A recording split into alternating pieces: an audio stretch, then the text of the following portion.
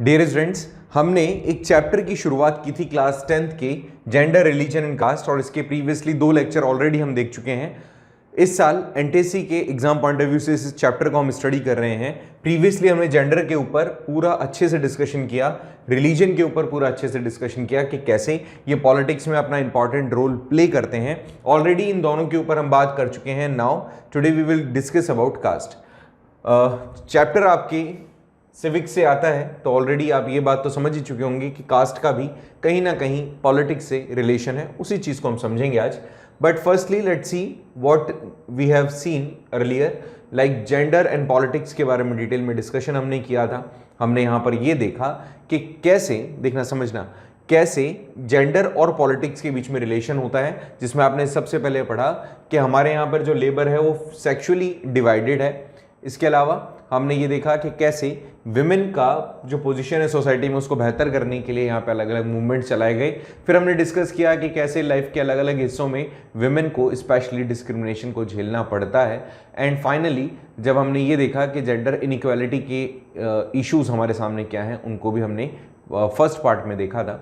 और फिर कैसे इन सभी चीज़ों से अगर हमें अलग उठना है, हटना है, तो विमेन का पॉलिटिक्स में पार्टिसिपेशन होना ज़रूरी है। ये भी चीज़ हम देख चुके हैं। फिर एक इस चार्ट के हिसाब से, इस ग्राफ के हिसाब से हमने डिस्कस किया था कि पार्टिसिपेशन कितना है विमेन का पॉलिटिक्स में वर्ल्ड वाइड, कैसे आप इन सब चीज़ों से डील कर सकते हैं, वो चीज़ हमने देखी। देन भी हमने डिस्कस किया अबाउट रिलीजन।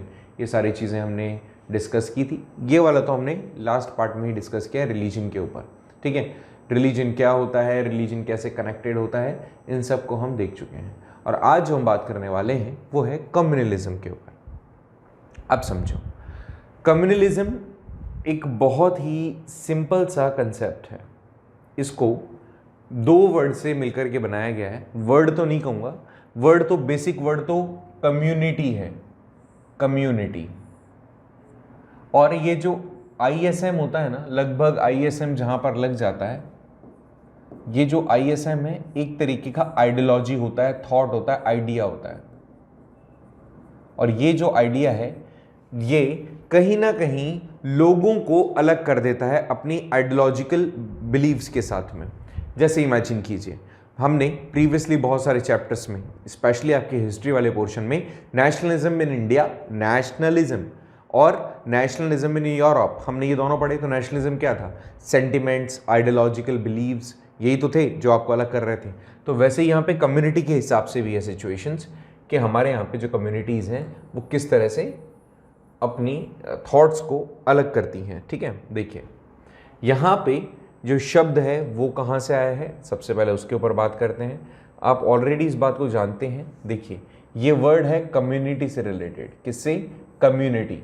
अब अल्टीमेटली अगर हमें कम्युनलिज्म को जोड़ना है तो यहाँ पर आप ये कह सकते हो कि जब लोग अपने धर्म के नाम पे एक दूसरे से लड़ने लगे तो वो कम्युनलिज्म है।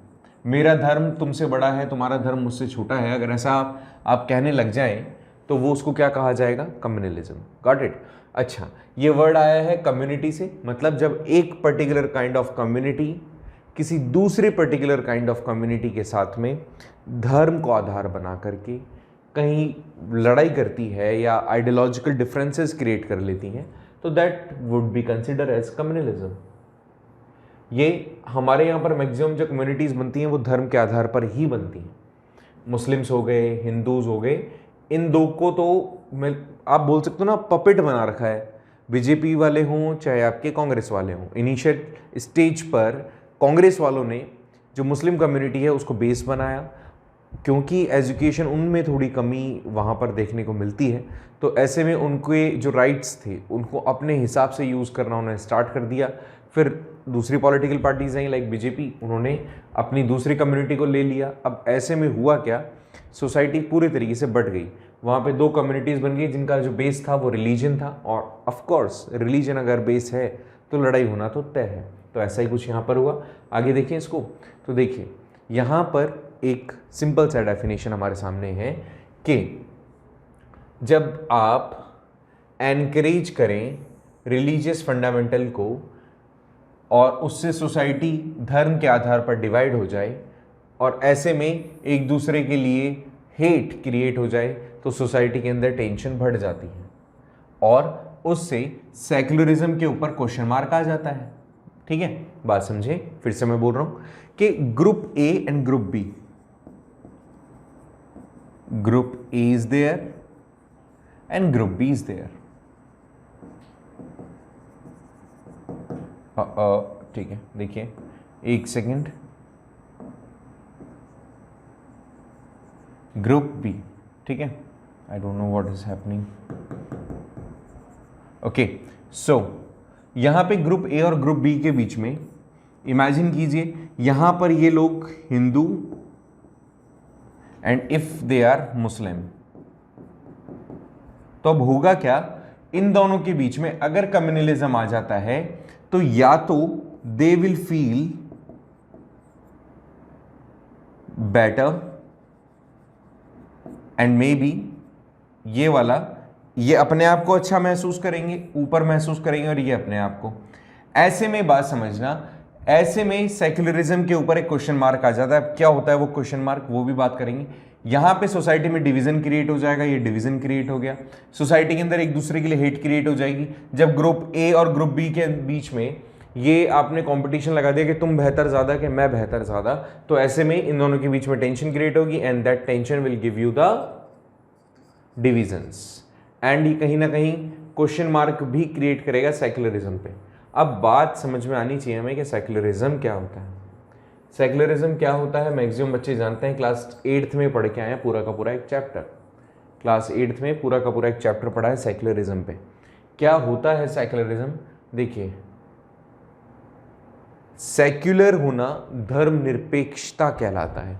यहां पर भी लास्ट में ISM आ रहा है, दैट मीन्स सभी धर्मों को मानने वाला व्यक्ति, सभी धर्मों के लिए एक समान इज्जत रखने वाले व्यक्ति को सेक्युलर कहा जाता है, और इस तरह की आइडियाज आइडियोलॉजी को फॉलो करना सेक्युलरिज्म है। ठीक है, when all the religions are equal, कोई भी रिलीजन छोटा और बड़ा नहीं, तो ऐसे में उसको हम सेक्युलरिज्म कहेंगे। मेरे हिसाब से यहां तक तुम्हें कोई तकलीफ नहीं होनी चाहिए। आगे देखते हैं, इसी चीज को समझते हैं कि ये जो कम्युनलिज्म के स्पेसिफिकली कॉजेज क्या होते हैं, कारण क्या होते हैं कम्युनलिज्म के। देखिए, सेक्युलरिज्म होना तो अच्छी बात होती है, सेक्युलर होना तो अच्छी बात होती है, बट ऐसा भी नहीं होता कि जो आपका कल्चर है आप उसी को भूल जाओ। लेकिन कम्युनलिज्म किसी भी तरीके से अच्छा नहीं होता। किसी धर्म के अंदर भी आप जातियों में बढ़ जाओ, वो बात बिल्कुल भी सही नहीं है।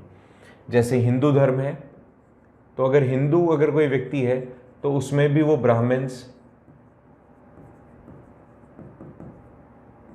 फिर उसके बाद में राजपूत, फिर इसके बाद में अदर्स। भाई मैं यहाँ कैटेगराइजेशन नहीं कर रहा हूँ, वर्णा सिस्टम के हिसाब से मैंने आपको बताया, ठीक है, कि ब्राह्मण, क्षत्रियास एंड वैश्य, शूद्रास। तो अगर हिंदूज में भी आप देखते हो तो इसमें भी आपने इतनी कैटेगरीज बांट दी, ये क्या बन गई, these will be the communities, ये कम्युनिटीज बन जाएंगी। एंड ये जो कम्युनिटीज हैं आपकी सोसाइटी अल्टीमेटली डिवाइड करती हैं, एक दूसरे के साथ कभी भी कनेक्ट होकर के नहीं चलेगी। तो ये कम्युनलिज्म होने के पीछे कारण क्या होते हैं, उन्हीं को हम 1 बाय 1 पढ़ने वाले। सबसे पहले देखिए, जब ब्रिटिशर्स यहाँ आए तो उन्होंने डिवाइड एंड रूल हमारे सामने रखा, और ये जो डिवाइड एंड रूल की पॉलिसी थी, इसने हमें अलग अलग धर्मों में तो पहले ही बांट रखा था, बट कम्युनिटीज में और डिवाइड कर दिया। इसके अलावा पॉलिटिक्स का धर्म के अंदर इंटरफेयर, ये बहुत बड़ी दिक्कत थी कि पॉलिटिक्स अब हर बार रिलीजन के अंदर इंटरफेयर करना शुरू कर चुकी थी। ठीक है, क्यों? यहां पे वोट बैंक बनता था, vote bank. Due to vote bank politics का इन्वॉल्वमेंस रिलीजन्स में ज़्यादा होने लगा। इसके अलावा हमारे यहाँ पे कम्युनल मीडिया भी आजकल इस तरह की है कि एक चैनल तो एक व्यक्ति का और एक चैनल एक व्यक्ति का या एक पक्ष का ही पॉजिटिविटी दिखाता है, दूसरे का नहीं। फिर जो चीज़ें हमें पढ़ाई जा रही है वो चीज़, इन सभी के कारण भी हमारे यहाँ पे कम्युनलिज्म होता है। बात समझें, इमेजिन कीजिए कोई एक ऐसा आपके यहाँ पर, हालांकि आपको इतने अच्छे अच्छे कैरेक्टर्स मिले हुए हैं, क्यों हम उनके बारे में नहीं पढ़ते? बहुत कम है ऐसा। जैसे NCERT की टेक्स्ट बुक की मैं बात करता हूँ, तो मैक्सिमम हम NCERT जब पढ़ते हैं तो मुगल एम्पायर पढ़ते हैं, क्लास 9th में भी, क्लास 10th में भी, 8th में भी, 7th में भी, और even 10th NCERT, NTSC examination, इन सभी के अंदर हमें मुगल एम्पायर पढ़ना पड़ता है। क्यों हम छत्रपति शिवाजी नहीं पढ़ रहे हैं, क्यों हम महाराणा प्रताप नहीं पढ़ रहे हैं, क्यों हम पृथ्वीराज चौहान नहीं पढ़ रहे हैं, क्यों हम भगत सिंह नहीं पढ़ रहे हैं। हमारे यहाँ पर पर्टिकुलर एक कम्युनिटी को हमेशा से मतलब उनको अच्छा दिखाने का, पोर्ट्रेट करने का, या फिर हमारे यहाँ पर कुछ कम्युनिटीज़ को हमेशा सप्रेस दिखाने का, उन्हें दलित बताने का, इस तरह की चीज़ें हमारे यहाँ चलाएगी। ये आज से नहीं है, बहुत टाइम पहले से है। सो ऐसे में यहाँ पर एक चीज़ मान के चलें आप कि आपकी कम्युनल मीडिया, ये सबसे बड़ा प्रॉब्लम है। मीडिया एक तरीके से एक अलग फेस शो करती है, दैट शुड नॉट बी। यहाँ पे लिटरेचर का भी यही काम है और टेक्स्ट बुक्स भी यही करती है, जो कि नहीं होना चाहिए। तो इन सभी के कारण कम्युनिटीज़ के अंदर एक दूसरे के खिलाफ बगावत का फीलिंग आ जाता है। कई बार हमें ऐसे चैप्टर्स देखने को मिलते हैं जिसमें एक पर्टिकुलर कास्ट कम्युनिटी को फोकस किया जाता है, हाईलाइट किया जाता है। जैसे आपने पढ़ा होगा ब्राह्मणिज्म। ब्राह्मणिज्म का मतलब ब्राह्मणवाद, ठीक है। इसके ऊपर एक पूरा चैप्टर है, क्या क्या हुआ था, कैसे कैसे चीज़ें इन्होंने चेंज की एंड कैसे कैसे लोगों ने फिर उसको फॉलो करना शुरू किया, एक तरीके से ब्लाइंड बिलीव उनके ऊपर, ठीक है। फिर उसको हमने नाम दे दिया। अब जो उस व्यक्ति वो चैप्टर जो पढ़ेगा वो ब्राह्मण से नफरत करेगा। ब्राह्मण्स वो पढ़ेंगे तो नो डाउट उनको अच्छा नहीं लगेगा। फिर वो जब उनके साथ नफरत हो रही है तो वो किसी और को या किसी और कम्युनिटी के ऊपर क्वेश्चन मार्क करेंगे। तो ऐसे में यहाँ पर ये कॉज क्रिएट करते हैं कम्युनलिज्म के। मेरे हिसाब से यहाँ तक तुम्हें तकलीफ नहीं है। आगे देखते हैं इसके अंदर कि कैसे आगे इसके इम्पैक्ट जो पड़ते हैं वो नेगेटिव पड़ना शुरू हो जाता है। पॉजिटिविटी तो कुछ है ही नहीं इसमें। जब आपके ऊपर कम्युनलिज्म के, आप कह सकते हो, आपको झेलने पड़ जाते हैं कम्युनलिज्म, तो इसके कारण से नेशन की जो यूनिटी है उसको बहुत नुकसान होता है। हमारी नेशन की यूनिटी और हमारे यहाँ का जो सोशल हार्मनी है वो बिल्कुल डिस्ट्रॉय हो जाते हैं। इसके अलावा ऑर्गेनाइजेशन, जो भी पॉलिटिकल पार्टीज़ की ऑर्गेनाइजेशन है वो हिंदू मुस्लिम करने लग जाती है। इसके अंदर अलग अलग ग्रुप्स बना दिए जाते हैं और ये अलग अलग ग्रुप्स आगे चल करके कहीं ना कहीं सोसाइटी को वापस से डिवाइड कर देते हैं। यहाँ पे वोटिंग का जो बेस बनता है वो हमेशा कम्युनिटी बनता है कि भैया बीजेपी वाले हैं तो उनको हिंदुओं का वोट मिलेगा और कांग्रेस वाले हैं तो उनको मुस्लिम्स का। इसके अलावा ये कम्युनलिज्म के कारण ही डेमोक्रेसी पे सबसे बड़ा क्वेश्चन मार्क लगता है, क्योंकि डेमोक्रेसी कहती है कोई भी व्यक्ति छोटा बड़ा नहीं है, ऑल आर इक्वल एंड सभी को फॉलो करना पड़ेगा। अपना जो भी उनका कास्ट कैटेगरी है, क्रीड है, उसके जो रिचुअल्स हैं, all such things they will follow, but politics must not actually engaging in such. ऐसे में पॉलिटिक्स को इंगेज नहीं होना चाहिए, बट क्योंकि हमारा कल्चर ही ऐसा रहा है तो पॉलिटिकल पार्टीज अल्टीमेटली जाने अनजाने उसमें इंगेज हो जाती है। तो मेरे हिसाब से यहाँ तक ये आपको कोई प्रॉब्लम नहीं होगी। चलिए आगे देखते हैं। अब ये जो कम्युनल पॉलिटिक्स है ये क्या है, देखो मैक्सिमम चीज़ें आपको यहाँ पर क्लियर होगी अगर हम इस पूरे के पूरे पाई चार्ट को देखें।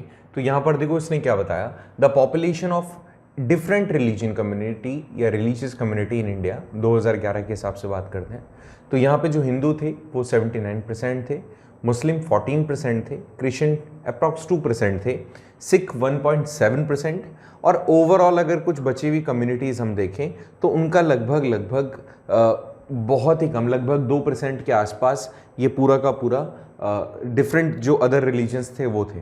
बट अब प्रॉब्लम क्या है, यहाँ पर इतना सब कुछ होने के बावजूद भी जो रिलीजन है उसको पॉलिटिक्स में कैसे एज अ वेपन यूज़ किया जा रहा है, कैसा डिवीज़न। हालांकि अब ये जो रेशो है इसमें बहुत बड़ा अंतर है। नो डाउट पॉपुलेशन भी बढ़ी है, ये लगभग पॉपुलेशन के बीच में बहुत अंतर आया है, काफ़ी ज़्यादा हम गैप हमने कवर किया, ठीक है। लगभग 121 करोड़ पॉपुलेशन से 121 CR पॉपुलेशन से 2011 के हिसाब से उसमें इतना पार्टिसिपेशन। बट अब आप सोचो, चलो इस रिलीजन को भी छोड़ देते हैं, हम केवल इनको अगर फोकस करते हैं, इन हिंदुओं को भी बांट दिया गया अलग अलग कैटेगरीज में। मैं अगर दो पार्ट भी इसके करता हूं तो अलग अलग पॉलिटिकल पार्टीज ने अलग अलग तरीके से इस कम्युनिटीज़ को डिवाइड किया। यहाँ पर मैंने रिलीजन के हिसाब से नहीं कहा, इसके अंदर भी शिया सुन्नी हो गए, इसके अंदर भी ब्राह्मण क्षत्रियाज वैश्य शूद्राज हो गए, ठीक है। इसके अलावा यहाँ पर और दूसरे रिलीजन के ही 2% के आसपास मैंने आपको बताया।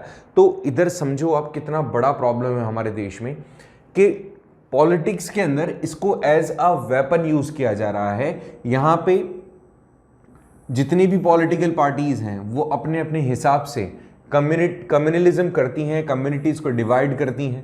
इससे होता क्या है कि जब आपने रिलीजन को, धर्म को आधार बना दिया पॉलिटिक्स में, तो उसके कारण से आपने सोसाइटी को डिवाइड कर दिया, तो अल्टीमेटली क्या क्रिएट हो गया, क्या कहलाया, ये कहा कम्युनल पॉलिटिक्स। जब सब्जेक्टिव क्वेश्चंस इसमें से बनते थे ना, तो आपसे बहुत बार पूछा जाता था, बहुत बार आपकी एग्जामिनेशंस में ये क्वेश्चन आता था कि व्हाट इज कम्युनल पॉलिटिक्स। तो आपको इसके आंसर सब पता, अब तो खैर पता होना ही चाहिए कि जब आपने कम्युनिटी को बेस बनाते हुए पॉलिटिक्स को चलाया या पॉलिटिक्स को आपने किया, तो ऐसे में कम्युनिटी के आधार पर बनाई हुई और की गई पॉलिटिक्स को कम्युनल पॉलिटिक्स हमने कहा। एंड अल्टीमेटली जब सोसाइटी इस तरह से इतने बड़े डिविजन्स में डिवाइड की जा सकती है और होती है, तो अल्टीमेटली ये कम्युनल पॉलिटिक्स का पार्ट बनती है, शिकार बनती है, ज़्यादा अच्छे से ये शब्द होगा। ये जो कम्युनल पॉलिटिक्स है, इसके लिए हमने देखा कि कम्युनल पॉलिटिक्स भी किसी पर्टिकुलर आइडिया पर बेस्ड होती है, कुछ सोशल प्रिंसिपल्स को, कुछ कैटेगरीज को वो इंजॉय कर रही होती है। अब देखो क्या क्या होता है, कुछ कम्युनलिज्म में किन किन चीज़ों को इन्वॉल्व किया जाएगा वो समझें। अच्छा, वापस देखें, कम्युनल पॉलिटिक्स क्या है? एक कुछ पर्टिकुलर आइडियाज़ हैं किसी धर्म को लेकर के, उसके कुछ प्रिंसिपल्स हैं और उस प्रिंसिपल के हिसाब से उसकी सोसाइटी और उसकी कम्युनिटी है जिसको लोग फॉलो करेंगे। लेकिन इस कम्युनलिज्म में, जो कि पूरे तरीके से नेगेटिव है, इसमें कौन कौन सी चीज़ों को बेस बनाया जाता है उसके ऊपर हम बात कर रहे हैं। सबसे पहले हम बात कर रहे हैं कि यहाँ पे जो फॉलोअर होते हैं, सबसे इंपॉर्टेंट चीज़ यही है कि जो फॉलोवर हैं वो किसी ना किसी तरीके से एक उनका इक्वल बेस होगा। ठीक है, बात समझें कि किसी भी कम्युनल पॉलिटिक्स का एक जो बेस होगा that would be a particular community. Next देखिए, यहाँ पे इन्होंने बताया the fundamental interest should be the same. अब देखो बहुत ही सिंपल, मैंने आपको बता दी पहली चीज कि एक धर्म, उसके फॉलोवर कहीं ना कहीं वो अपनी कम्युनिटी से जो बिलोंग करते हैं उसके बिहाफ पे दे डिसाइड कि भैया इस कम्युनिटी के साथ में हमारे अच्छे रिलेशंस रहने वाले हैं, इसके साथ थोड़े से सौर रहेंगे। फिर इसके बाद में उनके जो फंडामेंटल राइट्स, फंडामेंटल थॉट्स जो होते हैं वो कॉमन होते हैं। ठीक है, और हमेशा सेम रहते हैं कुछ के, और जो दूसरे उनसे बिलोंग नहीं करते उनसे उनके क्लैशेस लाइफ लॉन्ग होना शुरू हो जाते हैं, मतलब। ठीक है, तो कम्युनलिज्म एक तरीके से फॉलो करता है that people should follow the different religion can not belong to the same social community. जो अलग अलग रिलीजन से हैं, अल्टीमेटली उनके सामने प्रॉब्लम आनी ही आनी है कि they will face some issues, क्योंकि आपका कल्चर, उनका culture will be the different, और ऐसे में आप कभी भी कम्युनिटी नहीं बना पाएंगे। जब आप कम्युनिटी नहीं बना पाएंगे, then the followers from the different religions have some communities. अब चाहे इसको आप कम्युनिटी कह दो या कॉमनलिटीज कह दो, एक ही बात है। तो इसके अंदर इसने यही कहा कि जो अलग अलग फॉलोअर्स होते हैं, अलग अलग रिलीजन से बिलोंग करते हैं, अलग अलग कम्युनिटी से, कॉमनलिटीज से बिलोंग करते हैं, इसके अंदर ये एक तरीके से सुपरफिशियल या इमैटेरियल होते हैं। दैट मीन्स ये जो भी थॉट्स यहाँ पर आ रहे हैं अलग अलग रिलीजन से वो रिलेट कर रहे हैं। तो ऐसे में बहुत ही सिंपल सा कंसेप्ट है, अगर मैं इबादत ऐसे करता हूँ, पूजा ऐसे करता हूँ या फिर ऐसे करता हूँ, तो ये मेरे जो सिम्बलाइजेशन है इसके बिहाफ पे भी मैं मेरी अलग अलग कम्युनिटीज़ बना लूँगा। एंड वही जो कम्युनिटीज़ होती हैं, कहीं ना कहीं हमारा एक ग्रुप जो होगा, जिस चीज़ को मैं प्रैक्टिस कर रहा हूँ, वो एक ग्रुप कहीं ना कहीं दूसरे ग्रुप से अलग हो जाएगा। कई बार ये ग्रुप आपस में कॉन्फ्लिक्ट को क्रिएट कर लेते हैं। ठीक है, ये क्या कम्युनलिज्म का एक पार्ट होता है। कई बार ऐसा भी होता है, कम्युनलिज्म जो होता है वो बिलीफ स्टार्ट कर देता है कि जो अलग अलग धर्म के लोग हैं can not live as equal citizen. जैसे अभी हमारे देश में, ठीक है, कि हालांकि हमारे देश में तो बहुत सही है, इतना किसी शायद और दूसरे देश में होता तो इतना तो, पहली चीज़ तो सारे धर्मों को एक्सेप्ट ही नहीं किया जाता है। वर्ल्ड में बहुत कम ऐसी कंट्रीज़ हैं जो कहने के लिए सेक्युलर हैं बट वो एक्चुअल में सेक्युलर प्रैक्टिस नहीं करते। हमारे यहाँ तो इतनी आज़ादी है कि हम लोगों को या लोग अपने थॉट्स को रख सकते हैं हमारे सामने, बट मैक्सिमम कंट्रीज़ के अंदर लोग या तो किसी एक पर्टिकुलर रिलीजन को फॉलो करते हैं, और अगर सेक्युलर वो सो कॉल्ड है भी, तो ऐसे में they are not suppose to allow the people कि ठीक है आप दूसरे धर्मों को मौका दो, देंगे ही नहीं। ठीक है, क्योंकि वहाँ पे पॉपुलेशन जो होती है वो मेजॉरिटी के बिहाफ पर ही अपने कामों को एक तरीके से परफॉर्म करती है। श्रीलंका वाला एग्जांपल देख लो, उन्होंने तो भाषा के आधार पर ही लोगों को बांट दिया, धर्म तो छोड़ो, भाषा के आधार पर ही। तो ऐसे में जब कम्युनलिज्म आ जाता है तो कम्युनलिज्म के बिहाफ पे हम इस चीज़ को अश्योर कर देते हैं कि अलग अलग कास्ट कैटेगरी या फिर अलग अलग रिलीजन के जो लोग हैं, अलग अलग जो कम्युनिटीज़ हैं, वो एक साथ नहीं रह सकते, इक्वल राइट्स उनके पास में नहीं हो सकते हैं। और अगर ये वन नेशन का फीलिंग लेकर आ रहे हैं तब भी इट इज़ नॉट मतलब पॉसिबल कि यहाँ पर एक जितने भी धर्म के लोग हैं सारे इक्वल या इक्वालिटी को एंजॉय कर रहे हों।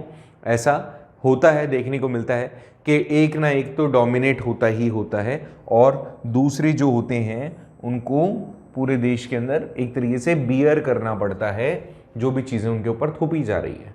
ये लोग वही होंगे जिसमें जो मेजॉरिटी में होंगे, जो मेजॉरिटी में होंगे, गवर्नमेंट की पावर जिनके पास में होगी, गवर्नमेंट का सपोर्ट सिस्टम जिनके पास में होगा, या जिनके पास में वेल्थ और गुड हेल्थ, अगर अच्छी हेल्थ, अच्छी वेल्थ, अच्छी पावर उनके पास में है, देन उनका कहीं ना कहीं डोमिनेशन देखने को मिल जाएगा। ठीक है, चलिए आगे देखें, इसको आगे समझने की कोशिश करते हैं। और क्या इसमें बताया कि किस तरह की कम्युनलिज्म की पॉलिटिक्स में हमें फॉर्म्स देखने को मिलती है, उसी चीज़ को हम यहाँ पर पढ़ रहे हैं। ठीक है, अच्छा समझे, यहाँ पर बहुत ही सिंपल सी बात है कि हम कम्युनलिज्म को हर जगह पर आज देख रहे हैं। Every believe in politics, every believe in social structure, we will find the communalism. हमारे रूटीन रेगुलर मैनर में भी जो रिलीजन होता है उसमें प्रेजुडाइज, स्टीरियोटाइप और फिर डिस्क्रिमिनेशन वी फाइंड। कई बार तो ऐसा भी होता है कि कई लोग अपने धर्म को किसी दूसरे धर्म से सुपीरियर और दूसरे धर्मों को इन्फीरियर भी समझने लग जाते हैं। तो ये भी एक बहुत बड़ा प्रॉब्लम है। यहाँ पर से समझना, एक जो कम्युनल माइंड होता है वो हमेशा पॉलिटिक्स के अंदर भी डोमिनेशन चाहता है कि एक ही धर्म का डोमिनेशन रहे। अभी जैसा हम यहाँ देखते हैं कि मुस्लिम कम्युनिटी और हिंदू कम्युनिटी, या मैं यूँ कहूँ कांग्रेस और यूँ कहूँ बीजेपी, तो इनके बीच में भी कश्मकश चलती रहती है कि भैया पावर किसके पास में आएगी। कांग्रेस चाहे अच्छा काम कर रही हो कि नहीं कर रही हो, Muslim will support them just because they think that Congress supports Muslims. और हिंदुओं के अंदर ये है कि अगर बीजेपी कितने अच्छा काम कर रही हो but Muslims will not be agreed कि अगली बार जो मोदी की गवर्नमेंट है वो आए। ठीक है, ये थॉट बने हुए हैं, इसको आप चेंज नहीं कर सकते हो। एक्चुअली थोड़ी सी मेरी तबीयत खराब है, इसलिए हो सकता है एनर्जी आपको कम लग रही हो, बट थोड़ा सा मैनेज कर लो प्लीज़। यहाँ पर देखो नेक्स्ट इसने कहा कि जब हम मेजॉरिटी कम्युनिटी की बात करते हैं जो बिलोंग करती है इन सब चीज़ों से, सो ऐसे में ये मेजोरिटियन डोमिनेशंस लेकर आती है। मतलब इसको मेजोरिटिज्म भी कह सकते हो, मेजोरिटेरियंस भी कह सकते हो, जहाँ पे मेजॉरिटी की बात को सबसे प्रायर रखा जाता है। ऐसे में जो माइनॉरिटी कम्युनिटी से बिलोंग करता है उसको सप्रेस होकर के रहना ही पड़ता है और पॉलिटिकल राइट्स उसके पास में नहीं आते। तो अगर मैं वेरियस फॉर्म्स की बात करता हूँ तो सबसे पहले अगर मैं इसको शॉर्ट फॉर्म में हाईलाइट करूँ तो यू विल फाइंड कि हमारे यहाँ पे जो भी कम्युनिटी यहाँ रह रही है, यहाँ पे जितनी भी अलग अलग कम्युनिटीज़ का यहाँ पे पार्टिसिपेशन है, उसमें रिलीजियस कम्युनिटी और उसके जो बिलीव्स होते हैं वो कहीं ना कहीं कंट्री पे डोमिनेट होते हैं। यहाँ पर मेजॉरिटियन या फिर मेजॉरिटी एंड माइनॉरिटी कम्युनिटी का कहीं ना कहीं इन्फ्लुएंस रहता है। ये कम्युनल माइंड्स के साथ ही होता है। तो ठीक है, आप इसको मार्क कर सकते हो कि आप कहाँ देखते हो, मेजॉरिटी और माइनॉरिटी में देखते हो सबसे पहले। तो फिर पॉलिटिक्स में कैसे इनको मोबिलाइज किया जाता है, तो इसको मोबिलाइज करने का सबसे फ्रीक्वेंट मैनर क्या है कि आप सेक्रेट सिंबल्स को यूज़ करो। अभी आपने इलेक्शंस के अंदर देखा होगा मुस्लिम्स की जो टोपी होती है उस टोपी को पहन करके हमारे बहुत सारे अलग अलग पॉलिटिकल पार्टीज़ के लीडर क्या कर रहे थे, प्रचार प्रसार कर रहे थे। गीता पढ़ते हैं, मंदिरों में जाते हैं, आरती में शामिल होते हैं, दरगाह पर जाते हैं, माथा टेकते हैं, कई ऐसी चीज़ें। रिलीजियस लीडर्स को अपने साथ में ले लेते हैं, वो फिर उनके नाम से अनाउंसमेंट्स करते हैं, इमोशनल अपील करते हैं कि राम मंदिर के नाम पर या फिर बाबरी मस्जिद के नाम पर लोगों से वोट कलेक्शन किया जाता है। यहाँ पर ये लोग धर्म को, उनके फॉलोअर्स को, धर्म के फॉलोअर्स को पॉलिटिक्स में कनेक्ट कर देते हैं। तो this is the second point when you think about majority and minority. This is the first one, and on the basis of religion and their participation in people's life, these two elements you could find the communalism in politics on such ways. ठीक है, फिर आगे चल के हमने erectile politics class 9th में पढ़ा ही था, तो उसमें हमने देखा ही था कि कैसे लोग इमोशनली धर्म को बेस बना करके वोटर से धर्म के नाम पे अपील करते हैं, और लोग फिर क्योंकि कहीं ना कहीं वो धर्म से कनेक्टेड होते हैं तो people often support them just on the behalf of the religion, ठीक है, धर्म के आधार पर उनको सपोर्ट कर देते हैं। नेक्स्ट, कई बार ऐसा भी होता है कि कम्युनलिज्म बहुत ही ज़्यादा एक अगली फॉर्म क्रिएट कर लेता है वॉयलेंस करके। अलग अलग धर्म के लोग, जब किसी को लग रहा होता है कि एक धर्म के लोग सपोर्ट गेन कर रहे हैं, मेजॉरिटी गेन कर रहे हैं, डोमिनेशन गेन कर रहे हैं, तो अल्टीमेटली वो कहीं ना कहीं नाराज़ हो जाते हैं। देन फिर हमें देखना पड़ता है, देखने को मिलता है इस तरह का सफरिंग्स, लाइक आपके यहाँ पे वॉयलेशंस हो सकते हैं लॉज के अंदर, वॉयलेंस हो सकता है, रोड्स हो सकते हैं। आप क्या करेंगे? आप कुछ नहीं कर सकते हो, कई सारे लोग मारे जाते हैं, इस तरह की चीज़ें आपको देखने को मिलती हैं। मतलब कम्युनलिज्म में अल्टीमेटली फाइट होना तय है, नुकसान होना तय है दो कम्युनिटीज़ के बीच में, ठीक है। Indian Pakistan is the best example of it कि जब हमारे यहाँ 1947 के अंदर पार्टीशन हो रहा था तो बहुत सारी कम्युनिटीज़ आपस में एक्सचेंज हो रही थी। Some people from there they are coming here and some of them who were residing here they were actually going there, okay. So ultimately यहाँ पर जो कंडीशन आई वो इस तरह की आई कि जो लोग थे they were suffered just due to the communal violence के कारण से, रियोट्स के कारण से, या फिर इस तरह की किलिंग के कारण से, मास किलिंग के कारण से द पीपल सफर्ड अलॉट, जिसमें आप ये देख सकते हो कि हाउ द कम्युनल और कम्युनिटीज़ इन पॉलिटिक्स और ड्यू टू द पॉलिटिक्स किस तरह से उनको अपनी लाइफ को सेक्रीफाइस करना पड़ गया। ये जो इस तरह का जो इस टाइम ड्यूरेशन का इंडिपेंडेंस के बाद से या उसके आसपास का ये जो टाइम था, it was the first in a large scale communal violence we have seen. Communal violence हमने झेली, हमने देखी, ठीक है। मेरे हिसाब से यहाँ तक आपको कोई तकलीफ नहीं होगी, इसमें कहीं है तो बता दीजिए। चलिए आगे देखें अपन इसी चीज़ को और थोड़ा प्रोसीड करते हैं। तो इसमें हमने एक कई बार वर्ड यूज़ किया है सेक्युलर स्टेट। काफ़ी सिंपल है सेक्युलर स्टेट के बारे में समझना, आप जानते भी होंगे, आपने समझा भी होगा इसको। देखिए कई बार यहाँ पर, अच्छा ये एक बहुत ही ज़्यादा फेमस कार्टून है, इसको समझें आप, क्या लिखा हुआ है, this chair is not for the CM। ये CM को डेजिग्नेट करते हुए कोई चेयर नहीं है, ये एक ऐसे व्यक्ति के लिए है जो सेक्युलर हो, ठीक है, जो भी सेक्युलर होगा। देखो यहाँ पे क्या है, ओम दिख रहा होगा तुम्हें, आपको यहाँ पे जीसस क्रिस्ट का सिंबल दिख रहा होगा, सिख कम्युनिटी का सिंबल दिख रहा होगा, आपको यहाँ पे मुस्लिम्स जो हैं उसके लिए जो एक रिलीजियस सिंबल है चांद और स्टार, वो आपको दिख रहा होगा। तो इसने कहा कि भैया CM की कुर्सी नहीं है, कि जो भी इस कुर्सी पर बैठेगा ही और शी मस्ट बी सेक्युलर, वो सेक्युलर होना चाहिए, ठीक है। अलग अलग लोग हैं, द पीपल आर मतलब थिंकिंग कि कौन व्यक्ति यहाँ पर बैठेगा, होने में तो CM की कुर्सी है, लेकिन कौन बैठ सकता है, a person who will be a secular. But ये होता क्या है सेक्युलर स्टेट, तो यहाँ पर आपको समझना पड़ेगा कि सेक्युलर स्टेट क्या है। देखो ऑलरेडी हमने क्लास 8th में इसको पढ़ा है और बहुत ही सिंपल सा थॉट है। सेक्युलर स्टेट क्या होता है? सेक्युलरिज्म का या सेक्युलर का मतलब होता है धर्म को समान मानता हो ऐसा कोई व्यक्ति, एक ऐसा पर्सन जिसके लिए सारे धर्म समान हो, धर्मनिरपेक्ष कहा जाता है हिंदी में। और ये जो सेक्युलरिज्म है वो धर्मनिरपेक्षता है, दैट मीन्स जहाँ पर इस तरह की चीज़ें प्रैक्टिस में लाई जाती हो कि नो वन और no any religion must not be the official religion of any country, वो सेक्युलरिज्म है। इसी चीज़ को हम सेक्युलर स्टेट के बारे में अगर पूछें तो सेक्युलर स्टेट क्या होगा, तो सेक्युलर स्टेट होगा कि जहाँ पे कोई भी ऑफिशियल रिलीजन नहीं होता, जहाँ पे कोई भी ऑफिशियल रिलीजन नहीं होता, every religion is equal in the I of a law, किसी भी कानून की नज़रों में हर धर्म बराबर है। जैसे हम अगर इंडिया की बात करें तो इंडिया एक सेक्युलर स्टेट है, जबकि यहाँ पे बौद्धिज्म इन श्रीलंका, इस्लाम religion in Pakistan, Christianity in England, यहाँ पर ये कंट्रीज अपने अपने धर्म को लेके चल रही है। मैक्सिमम जगह पर सेक्युलरिज्म आपको देखने को नहीं मिलता। यहाँ पे the constitution does not give a special status of any religion.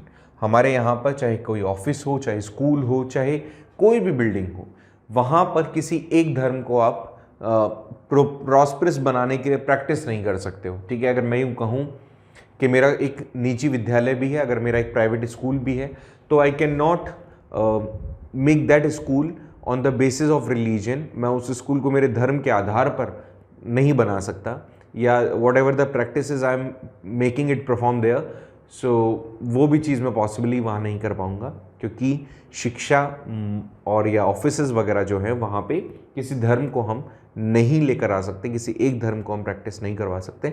हाँ, अगर ऐसा कुछ है देन फिर मुझे उस चीज़ के लिए परमिशन लेनी होगी, तो मैं फिर उसको गुरुकुल या फिर मदरसे में ज़रूर कन्वर्ट करा सकूँगा, जहाँ पे पर्टिकुलर मैं मेरी तालीम दूंगा, मेरी जो शिक्षा होगी जिस पद्धति से मैं पढ़ाना चाह रहा हूँ उसके लिए। बट मैं फिर उसको ये नहीं कह सकूँगा कि पर्टिकुलरली ये सारे रिलीजन के बच्चों के लिए ही है, ठीक है। तो अगर मैं सेक्युलरिज्म कह रहा हूँ, सेक्युलर स्टेट कह रहा हूँ, तो उसका मतलब है कि कोई भी ऑफिशियल रिलीजन नहीं है, सारे धर्म बराबर हैं, ठीक है।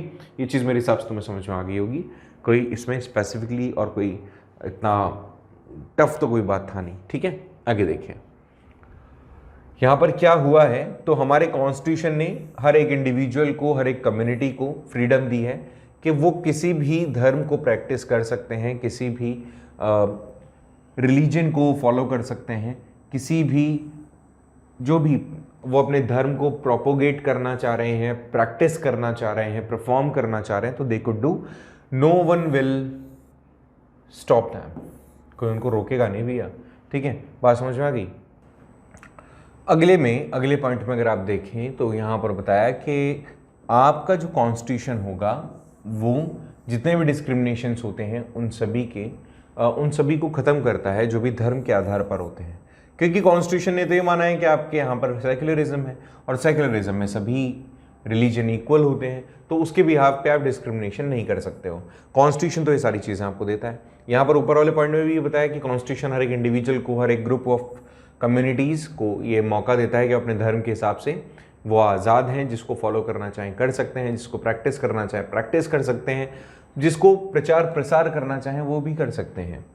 अगर हम अगली बात करें तो क्योंकि हमारे देश के अंदर सेक्युलरिज्म है, तो हमारा कॉन्स्टिट्यूशन ही तो इसको अश्योर कर रहा है सेक्युलरिज्म को, तो हमारे कॉन्स्टिट्यूशन अलाउ करता है कि जो स्टेट है to intervene in the matter of religion in the order to ensure the equality with in the religious community.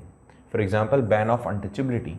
अगर कुछ ऐसा लगता है सरकार को कि किसी धर्म के अंदर कुछ कुरीतियां हैं, तो उसके लिए सोसाइटी के वेलफेयर के लिए the government must interrupt then that law. जैसे 3 तलाक वाला मुद्दा हुआ, अभी एक टेलीग्राम पे एक अच्छा क्वेश्चन पूछा गया था अनामिका के थ्रू।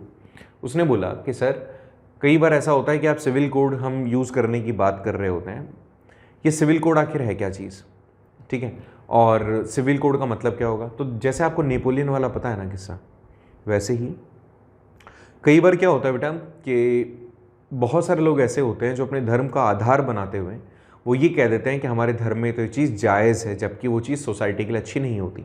मतलब एक ऐसी एक्टिविटी होती है जो परफॉर्म नहीं होनी चाहिए, ठीक है। तो ऐसे में गवर्नमेंट की रिस्पॉन्सिबिलिटी बनती है दैट पीपल और that community, that person must not follow that practice जो सोसाइटी के लिए अच्छी नहीं है। इसीलिए यहाँ पर गवर्नमेंट को ये अलाउ किया गया है कॉन्स्टिट्यूशन के थ्रू कि अगर कोई चीज़ कुरीति है तो ऐसे में उसको हटाना चाहिए। जैसे अनटचेबिलिटी हिंदू धर्म में से हटाया गया, ठीक है, और मुस्लिम्स में से 3 तलाक अभी हटाया गया, तो ये चीज़ें हमें देखने को मिलती है। तो सेक्युलर स्टेट हमारा सिंपल सा कंसेप्ट क्लियर हो गया।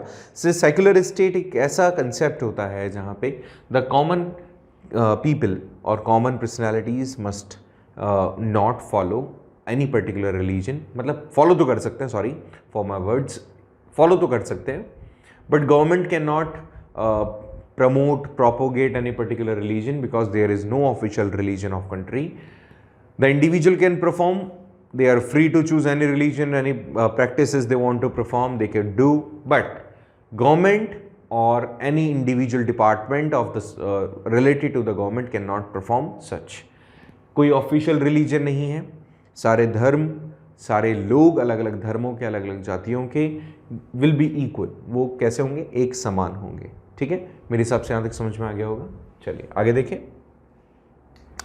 तो इसको थोड़ा सा बोर्ड में मैंने आपको बताया था प्रॉब्लम है, थोड़ा सा इग्नोर करते हुए चलें, ठीक है। तो मेरे हिसाब से चीज़ समझ में आ गई है, तो मैं आगे देखते हैं अपन। सो हियर वी गो, वापस से वही पॉइंट। यहाँ पर मैंने आपको बताने की कोशिश की है कि कौन सी कास्ट कैटेगरीज थी इंडिया के अंदर जो एक तरीके से बहुत ही पैथेटिक कंडीशंस में रह रही थी, परफॉर्म कर रही थी।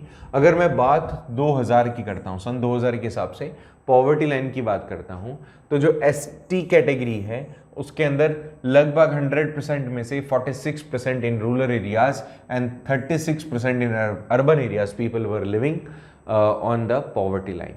एससी कैटेगरी के अंदर भी ऐसा ही है, ओबीसी कैटेगरी में ऐसा ही है, Muslim upper class, Hindu upper class, कितने लोग पॉवर्टी लाइन में रह रहे हैं वही चीज़ यहाँ पर समझाने की कोशिश की है। यहाँ पर थोड़ा सा नोट डालिए, अपर क्लास का मतलब यहाँ पर क्या है कि जो एसटी एससी ओबीसी से बिलोंग नहीं करता, बट हाँ below the poverty line means मतलब जो बिलोंग नहीं करता। मुस्लिम, हालांकि मुस्लिम्स में भी क्या होता है, मुस्लिम में भी दो कैटेगरी होती है, एक जनरल में काउंट होते हैं और एक आपके ओबीसी में काउंट होते हैं, ठीक है, मुस्लिम भी दो होते हैं, ठीक है। ऐसे ही हिंदू भी है, हिंदुओं में भी बहुत सारी कास्ट कैटेगरीज होती हैं, कुछ इसमें आते हैं और कुछ इसमें आते हैं। क्रिश्चियन कम्युनिटी हमेशा माइनॉरिटी कम्युनिटी कंसिडर की जाती है, बट कुछ ऐसे भी हैं जो अपने आप को माइनॉरिटी में काउंट नहीं करते, ऐसे ही दूसरे ग्रुप्स भी हैं।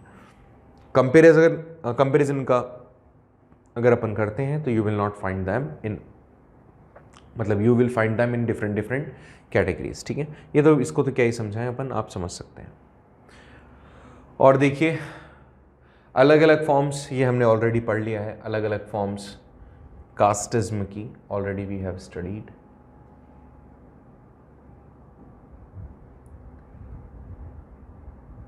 नेक्स्ट यहां पर है कि caste has not disappeared from the contemporary India. अगर हम सोचें कि आज भी हमारे देश के अंदर ऐसी सिचुएशन होगी कि सारे धर्मों को हम एक इक्वल मौका मिलेगा, देंगे, तो वो पॉसिबल नहीं होता, ठीक है। हम कहीं ना कहीं डिफ्रेंशिएशन करते ही करते हैं। हमारे यहाँ पे जो सोसाइटी के अंदर कास्ट कैटेगरीज एग्जिस्ट करती हैं, दे समहाउ और somewhere they discriminate some people. कहीं ना कहीं हमारे यहाँ कास्टिज्म ने इस तरह से पैर फैला रखा है कि हम चाह कर के भी कास्ट को अलग नहीं कर सकते, हम कम्युनिटी को अलग नहीं कर सकते। देखो कम्युनिटी तो मतलब कोई पर्टिकुलरली एक ग्रुप ऑफ पीपल जो किसी ना किसी तरीके से एक दूसरे से कॉमन है, बट कास्ट क्या होता है जिसमें आप धर्म ले, मतलब धर्म के बाद कास्ट, उसमें फिर आपका जन्म होना। तो ये कास्टिज्म क्या है, कैसे ये काम कर रही है, देखिए ये कास्टिज्म के लिए एक बहुत ही अच्छी सी एक चीज़ बोली जाती है कि हमारे इंडिया के अंदर चाहे हम कितने मॉडर्न हो जाएं, इस मॉडर्न फिनोमेना के बावजूद भी हमारे इस कंटेम्प्रेरी इंडिया से, मतलब आज के मॉडर्न इंडिया से भी आप कास्ट को हटा नहीं सकते। मतलब अगर हम ये कहें कि हमारे यहाँ पे जो लोग हैं, the people will actually they can live their life without having such thought in their mind कि हम कास्ट से ऊपर उठ के सोच सकते हैं, तो शायद वो चीज़ हम करने में अभी कैपेबल नहीं है। वी कुड नॉट से, हम ये चीज़ ना तो कह सकते हैं और we could not actually accept such thing कि हमसे, हमारी कास्ट से, हमारे धर्म से ऊपर जो कुछ होता है वो है देश। वो चीज़ हम अभी तक नहीं लेकर आ पाए हैं। तो यहाँ पर यही कहा गया है कि कम्युनिटी के अलावा कास्ट भी पॉलिटिक्स में, मतलब एक तरीके का नया प्लेटफॉर्म हम इसको कह सकते हैं कि नया प्लेटफॉर्म, एक नया कंसेप्ट हम पढ़ रहे हैं कि कास्ट हमारे इंडिया से नहीं अलग हो सकता है। जैसे कुछ कास्ट को हमने अनटचेबल्स माना, एसटी एससी कास्ट कैटेगरीज, कई जगह पर दलित्स, ये वो लोग माने गए जहाँ पे आपको हमने कहा कि वो अनटचेबल्स थे शुरुआती दौर में। उसके बाद में वर्ल्ड के अंदर चीज़ें बदलना शुरू हुई एंड लोगों ने पता किया कि केवल एक धर्म, एक जाति के आधार पर आप ये नहीं कह सकते कि वो अनटचेबल्स होंगे या टचेबल्स होंगे, ठीक है। आप ये चीज़ किसी के लिए कंसिडर कर ही नहीं सकते हो क्योंकि उसका, किसी भी व्यक्ति का जन्म किसी कास्ट में हो गया है और उस कास्ट को आपने अपने हिसाब से अनटचेबल माना है, तो that can not be actually accepted. So in the initial years अगर हम बात करें शुरुआती स्टेज में, और अगर हम एंशिएंट इंडिया की बात करें, तो वहाँ पर दो टाइप की कास्टिज्म या कास्ट कैटेगरीज चला करते थे। One was upper class and the second was lower class या फिर कास्ट। अपर कास्ट में जैसे वर्णा सिस्टम की अगर अपन बात करें तो ब्राह्मण्स, क्षत्रियास, वैश्य, ये तो हमने कंसिडर किया इनको तो अपर कास्ट में, and Shudras, these were consider as lower caste. लेकिन ये मान के चलें आप, ये वर्णा सिस्टम काफी लंबे टाइम तक प्रैक्टिस नहीं हुआ, और इसके बाद में अगर मैं बात करूं केवल इनको इनकी जाति के आधार पर ये कह देना कि दे आर लोअर कास्ट, तो वो बिल्कुल भी सही नहीं था। कास्टिज्म हमारे यहां पर आज तक चलता है, इकोनॉमिकल स्टेटस के बिहाफ पर भी हम कास्टिज्म को देख सकते। अगर हम इसको थोड़ा और आगे बढ़े तो देखिए, पॉलिटिक्स में भी अलग अलग कास्ट कैटेगरीज, कास्टिज्म आपको देखने को मिल सकता है। यहाँ पर नेक्स्ट पॉइंट में अगर अपन बात करते हैं तो देखिए, यहाँ लिखा हुआ है कि अलग अलग कास्ट कैटेगरीज का जब हम प्रैक्टिस या फिर उसको थॉट अपने दिमाग में रखते हैं, तो पॉलिटिक्स भी क्या करता है, इसका बेनिफिट उठाने की कोशिश करता है, और उसी बेनिफिट को वो इंजॉय करता है इलेक्शंस में। इलेक्शंस के दौरान जब भी वोटिंग्स के लिए जो कैंडिडेट्स सेलेक्ट किए जा रहे होते हैं, या मैं कहूं किसी भी पॉलिटिकल पार्टी के थ्रू टिकट डिस्ट्रीब्यूशन का काम जब किया जाता है, तो ये देखा जाता है कि जिस जोन के अंदर वो जिस भी कैंडिडेट को टिकट दे रहे हैं वहां पे कौन सी कास्ट के लोग ज्यादा हैं। जिस भी कास्ट के लोग ज्यादा होंगे, प्रोबेबिलिटी वही बनती है कि उसी व्यक्ति को वहां टिकट मिलना चाहिए जो उस कास्ट से बिलोंग करता हो, सो दैट जीतने की चांसेस ज्यादा हो जाते हैं। तो यहां पर मेरे हिसाब से तुम्हें बात समझ में आई होगी कि इलेक्शंस में कैंडिडेट को जब चूज किया जाता है, तो ऐसे में जो नॉमिनेशन फिल करना होगा वो उन्हीं व्यक्तियों को एक्सेप्ट किया जाएगा फिल करते टाइम, या उन्हीं व्यक्तियों को टिकट दिया जाएगा जो किसी एक पर्टिकुलर जोन में, किसी एक पर्टिकुलर कॉन्स्टिट्यूएंसी में द पीपल जो कॉमनली उनसे बिलोंग करते होंगे, उन्हीं लोगों को वो मौका देंगे कि जहाँ के पर्टिकुलर कास्ट कैटेगरी के लोगों का नंबर ऑफ पीपल ज़्यादा होगा। ठीक है, मेरे हिसाब से यहाँ तक समझ में आ गया होगा, क्योंकि प्रोबेबिलिटी बढ़ जाती है ना इलेक्शंस में जीतने की। इसीलिए जब वो लोग गवर्नमेंट बनाते हैं, political parties usually take care of that representatives of different caste tribes, जिससे कि उनको उनका बेनिफिट हम गेन कर सकें। जो पॉलिटिकल पार्टीज होती हैं और जो कैंडिडेट होते हैं, इलेक्शंस में appeals to the caste sentiment, caste के आधार पर उनसे वोट अपील करते हैं। कई बार तो ऐसा भी होता है कि पॉलिटिकल पार्टी जानती है कि अगर कोई कास्ट कैटेगरी उनको फेवर कर देंगे तो वो जीत जाएंगे। यूनिवर्सल एडल्ट फ्रेंचाइज में जो प्रिंसिपल होता है 1 पर्सन 1 वोट 1 वैल्यू, ये भी कहीं ना कहीं पॉलिटिकल लीडर्स के थ्रू गेयर अप की जाती है। वहां पर पॉलिटिकल सपोर्ट गेन करने के लिए वो ये अंदाजा, ये कैलकुलेशन पहले सेट कर लेते हैं कि किसी जोन में कौन से कास्ट के लोग ज्यादा हैं, किनको अपने साथ में लेना पड़ेगा। ठीक है, 50% जो एक तरीके से मेजॉरिटी वहां पर लेकर आने के लिए वो पूरा कैलकुलेशन कर लेते हैं। पॉलिटिकल पार्टीज पूरा कैलकुलेशन कर लेते हैं कौन से जोन में कितने लोग रह रहे हैं और कितने उनके क्या प्रॉब्लम्स हैं, क्या कंसर्न है, कौन से पर्सन को वहां पे हमें रखना चाहिए, सारी चीजें।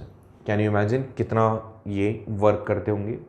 चलो आगे देखो, इसके आगे थोड़ा सा और है, उसको कंप्लीट करते हैं, then we will complete this chapter कि caste along can not determine election result in India. अब थोड़ा सा पॉजिटिव चीज़ है कि केवल कास्ट के आधार पर आप ये चीज़ एक्सेप्ट या रिजेक्ट नहीं कर सकते हो कि केवल कास्ट के आधार पर ही आप ये देख लो कि कहीं पे जो रिजल्ट आने वाले हैं वो कास्ट के बेसिस पर ही होंगे। तो देखते हैं इसमें आखिर होता क्या है, 1 बाय 1 सारी चीज़ें समझने की कोशिश करते हैं, एंड होपफुली बहुत आसानी से समझ में आ जाएगा कि कास्ट ठीक है मैटर करता है, आई नो, लगभग मान के चलो 50 to 70% तो ये कास्टिज्म, रिलीजन, ये सारी चीजें मैटर करते हैं, बट बाकी भी तो कुछ है। देखिए क्या है कि कोई भी ऐसी पार्लियामेंट्री कॉन्स्टिट्यूएंसी ऐसी नहीं होती जहां पे क्लियर मेजॉरिटी किसी एक सिंगल कास्ट की हो। हालांकि ये जो मैं बातें कर रहा हूँ ये थोड़ा कॉन्स्टिट्यूशनल मैनर में तो ठीक नहीं है, बट हाँ कि धर्म के आधार पर, जाति के आधार पर, बट हाँ प्रैक्टिकली ये चीज़ होती है। बट हमारे यहाँ पर थोड़ा सा इस तरह का कंसेप्ट है कि कोई भी एक सिंगल कॉन्स्टिट्यूएंसी ऐसी नहीं है जहाँ पे पूरी तरीके से केवल एक ही कास्ट कैटेगरी रहती हो। ठीक है, हर तरीके की पार्टी कैंडिडेट्स हैं, हर तरीके के अलग अलग जाति से कैंडिडेट हैं, जिनके पास में कॉन्फिडेंस होता है एक से ज़्यादा कास्ट मेजॉरिटी के, तभी वो लोग जीत पाते हैं। इस लाइन को मैं क्लेरिफाई करूं तो ये बात मान के चलो कि अगर कोई ABC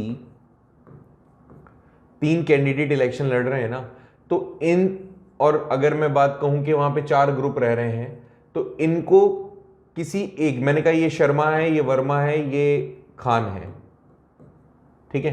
तो अगर मैं कहूं कि ये व्यक्ति यहां के जितने भी शर्मा वोटर्स हैं वो सारे का वोट ले लेगा तब भी जीत पाए, नहीं है पॉसिबल।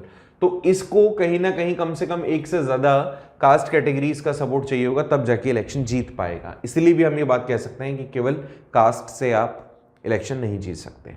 दूसरे बारे में बात करें, दूसरे पॉइंट में बात करें, सॉरी, तो यहां पर क्या है, कोई भी पॉलिटिकल पार्टी नहीं जीत पाती। No party wins the vote of all the voters of the caste. ये भी बात मान के चलो कि यहाँ पे जितने भी रहने वाले या जो शर्मा थे जो इन्होंने वोट डाला, वो पूरे के पूरे शर्मा को नहीं देंगे। हो सकता है कुछ बी को भी दे दें, हो सकता है कुछ सी को भी दे दें, ये बात भी तय है। इसलिए यहां पर आप मान के चलो, ये जो आप वोट बैंक कहते हो ना एक पॉलिटिकल पार्टी के लिए, ठीक है, हम कह सकते हैं कि एक काफी बड़ा हिस्सा किसी एक पर्टिकुलर कम्युनिटी का किसी एक ग्रुप को ही या किसी एक पॉलिटिकल पार्टी को वोट देता है, बट पूरी तरीके से नहीं।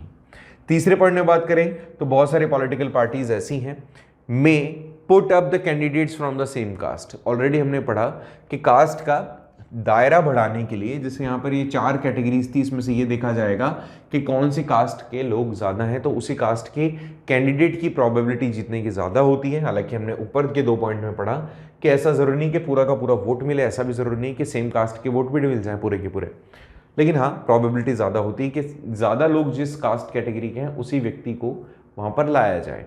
तो यहाँ पे पॉलिटिकल पार्टीज ये करती हैं कि पर्टिकुलर कॉन्स्टिट्यूंसी में जिसकी कम्युनिटी के लोग ज़्यादा हैं उसी कम्युनिटी के कैंडिडेट को वहाँ पे टिकट दिया जाता है। Some voters have more than one candidate from their caste while many voters have one candidate from their caste। कई बार ऐसा होता है, इस लाइन को अच्छे से समझें। देखो क्या लिखा हुआ है कि some voters have more than one candidate from their caste, कि कुछ वोटर्स के पास में एक से ज्यादा, क्योंकि देखो बीजेपी है, कांग्रेस है, बीजेपी एंड कांग्रेस, मैंने कहा कि यहाँ पे हिंदू ज्यादा है, शर्मा ज्यादा है, मान लेता हूं, तो कांग्रेस वाले भी शर्मा को और बीजेपी वाले भी शर्मा को ही वोट देंगे। जबकि मैनी वोटर्स, कुछ को तो पता है, कुछ को तो एक से ज्यादा लोग मिल गए, लेकिन कुछ वोटर्स ऐसे भी हैं जिनके एक भी कैंडिडेट नहीं है। मैंने कहा बीजेपी वालों ने भी हिंदू को कर दिया, कांग्रेस वालों ने भी हिंदू को एक जगह से खड़ा कर दिया, बट मैं कह रहा हूं ये खान वाला जो व्यक्ति है इसका तो एक भी कैंडिडेट नहीं मिला, ठीक है। तो ना तो वोटर को मिला और ना ही वहाँ पे जो रिप्रेजेंटेटिव्स हैं उसको मिला। तो इस तरह से कई बार ऐसा भी होता है कि कुछ को तो मिल जाते हैं एक से ज़्यादा और बहुत सारों को मिलते ही नहीं अपने अपने कैंडिडेट्स। ये एक बहुत बड़ी प्रॉब्लम हमारे यहाँ देखने को हमें मिलती है। नेक्स्ट पॉइंट की अगर मैं बात करता हूँ, लास्ट पॉइंट है कि जो रूलिंग पार्टी होती है, जिनके एमपीज होते हैं, एमएलएज होते हैं, वो फ्रिक्वेंटली इलेक्शंस हारते हैं हमारे देश में। ये पॉइंट कई बार पूछा गया एग्जामिनेशन में, इसके बारे में थॉट रखने को कहता है आपसे कि कई बार हमारे यहाँ पे हर 5 साल के अंदर जब इलेक्शंस होते हैं तो ये देखा गया है, पहले एक बार एक की पॉलिटिकल पार्टी सरकार बनेगी, दूसरी बार दूसरे वाले की। तो जो एमपीज हैं, ये जो एमएलए हैं, ये बार बार अपने इलेक्शंस लूज करते रहते हैं। That could not have the happened if all the caste and communities were frozen in their political preferences. अगर ऐसा ही होता कि अगर कास्ट के आधार पर ही हमारे यहाँ इलेक्शंस में कोई जीत रहा होता, हार रहा होता, तो ऐसा तो फिर कभी होता ही नहीं, क्योंकि कास्ट तो उतनी रही है, कास्ट तो बदली नहीं है। तो ऐसे में यहाँ पर ये चीज़ तो अश्योर हो जाती है कि अगर बार बार कास्ट बदल रही है, इसका मतलब ये भी है कि केवल कास्ट के आधार पर तो वोट नहीं दिया जा रहा, काम के आधार पर वोट मिलता है। ये भी चीज़ अश्योर हो जाती है इस बात से। तो ठीक है, सो हमारे यहाँ पर एमपीज एमएलए का कॉन्टिन्यूसली बदलते रहना हमें एक क्लियर डायरेक्शन देता है कि कहीं ना कहीं हमारे यहाँ पे जो लोग हैं वो सोच समझ के वोट डालते हैं, कास्ट से, कम्युनिटी से, रिलीजन से ऊपर उठ के वोट डालते हैं। और इसका मतलब ये भी है कि कहीं ना कहीं हमारे जो जनता है, हमारे जो लोग हैं, now they are actually continuously being changed, ठीक है, और उनका थॉट बदल रहा है। नेक्स्ट पॉइंट में अगर मैं बात करूं तो यहाँ इन्होंने कहा कि जो वोटर्स हैं इनका काफ़ी ज़्यादा मतलब अटैचमेंट देखने को मिलता है पॉलिटिकल पार्टीज के साथ, strong attachment we could see, कि जब भी कोई stronger than their attachment of their caste and communities. देखो ऐसा माना जाता है कि अगर किसी पॉलिटिकल पार्टी ने किसी कैंडिडेट को टिकट दिया तो ऐसे में जो वोटर होगा उसका अटैचमेंट उस पॉलिटिकल पार्टी से बन जाएगा जो ज़्यादा पर्टिकुलरली उनकी कास्ट की तरफ झुकाव रखेगी, उनकी कम्युनिटी की तरफ झुकाव रखेगी। तो ज़्यादा प्रोबेबिलिटी बन जाती है कि they could win the elections. ऐसा ही होता है कि कुछ लोग ऐसे भी होते हैं जो सेम कास्ट कम्युनिटी के होते हैं, लेकिन उनका इंटरेस्ट जो होता है वो अलग अलग होता है। जैसे people with in the same caste और community have the different interest depending on their economical condition. कुछ लोग ऐसे होंगे जिनको मुफ्त के अंदर नौकरी चाहिए होगी, बिना मेहनत की नौकरी चाहिए होगी, और कुछ को ऐसा होगा जिनको मेहनत से वो सारी चीज़ें अचीव करेंगे। उनका इकोनॉमिकल स्टेटस अच्छा होगा तो वो फिर एक लेवल ऊपर उठ चुके होते हैं कास्ट कैटेगरी से, ठीक है। तो यहाँ पर भी इसने ये कहा। और rich and poor, male female, यहाँ पर सेम कास्ट, इनके भी कहीं ना कहीं जो थॉट प्रोसेस है वो काफ़ी अलग होता है। फीमेल अपने हिसाब से सोचेंगी, चाहे वो किसी भी कास्ट से आती हो। उनको तो सप्रेस करके रखा हुआ है, that means they need to actually change the scenario and conditions according to their interest. So ये चीज़ वहाँ देखने को मिलती है कि लोग position, economical status, social status या फिर जो डिस्क्रिमिनेशन का बेस है उसके बिहाफ पे उनका थॉट चेंज होता है। हो सकता है सेम कास्ट के हो, लेकिन फिर भी उनका सोचने का तरीका जो हो वो अलग हो। नेक्स्ट पॉइंट, जो लोगों का असेसमेंट है वो परफॉर्म करता है गवर्नमेंट के टास्क को कि कितनी पॉपुलैरिटी उनको मिली है, उनके लीडर्स को कितनी पॉपुलैरिटी मिली है, और उसी से इलेक्शंस के अंदर ये चीज़ डिसाइसिव हो जाती है या डिसाइड करती है कि who will be the next, जो भी गवर्नमेंट के लीडर्स हैं वो। तो लोगों ने, लोगों के जो भी असेसमेंट्स हैं of the performance of the government के काम करने के तरीके को देखा जाता है, उनकी पॉपुलैरिटी को देखा जाता है, उनके लीडर्स के काम, उनके लीडर्स के बिहेवियर, डिसीजन मेकिंग जो प्रोसेस है, उन सबको देख करके इलेक्शंस के अंदर वोट डाले जाते हैं। केवल कास्ट ही एक बेस नहीं होता, इस बात को हम जान चुके हैं, ठीक है। आगे इसमें है नहीं कुछ, बस इतना ही था, और ये चैप्टर जो है अपना लगभग फिनिश हो चुका है। एक छोटा सा कंसेप्ट और इसको देख लो कि कास्टिज्म जो होता है वो एक डेमोक्रेसी के लिए, स्पेशली इंडिया जैसी बड़ी डेमोक्रेसी के लिए एक डर क्यों है। इस चीज़ को समझो कि हमारे यहाँ पे जो पॉलिटिक्स के अंदर कास्टिज्म को आपने इतना बड़ा बेस दे दिया है, उसके कारण से आपने क्या किया है, अलग अलग जो प्रोडक्टिविटी है हमारे देश की, जो लोगों के अंदर यूनिटी है, उसके ऊपर आपने क्वेश्चन मार्क लगा दिया। पॉलिटिक्स में कास्ट को बेस बनाने के बाद में वो डे बाय डे की जो प्रैक्टिस होती है वो हमेशा एक तरीके से करप्टेड हो जाती है या फिर मेल प्रैक्टिसेस हो जाती है, वी कुड से। यहाँ इस तरह की जो पॉलिटिक्स हमें देखने को मिलती है is responsible for the creating social tension, कि आपने एक कास्ट को दूसरे कास्ट के खिलाफ भड़का दिया है, तो ऐसे में आपको काफ़ी ज़्यादा टेंशन, काफ़ी ज़्यादा वायलेंस और साइकोलॉजिकल डिफेक्ट्स देखने को मिलेंगे, ये बात भी तय है। साथ ही साथ it has given the rise to the instability in the political system.